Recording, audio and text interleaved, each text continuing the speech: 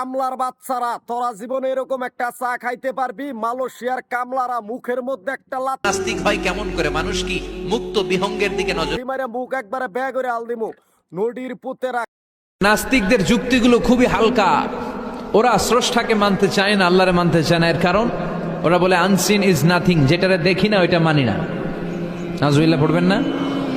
কিন্তু ওরা ওদের জীবনে অনেক কিছু দেখে না, ওরা মানে না। কথা কন। আচ্ছা, আপনি আপনার জীবনে সরাসরি চোখ দিয়ে আমেরিকা দেখছেন? কথা কয় না। তা আমেরিকা যে আছে মানেন না? যারা এখনো হজে যান নাই, হজে যারা এখনো যান নাই, কাবা ঘর নিজ চোখে সরাসরি দেখছেন? টিভিতে না, টিভিতে তো সবাই দেখছে। সরাসরি কাবা ঘর দেখছেন? তো আপনি যে দেখেন নাই, আপনি সৌদি আরব যে আছে, কাবা ঘর যে আছে মানেন না?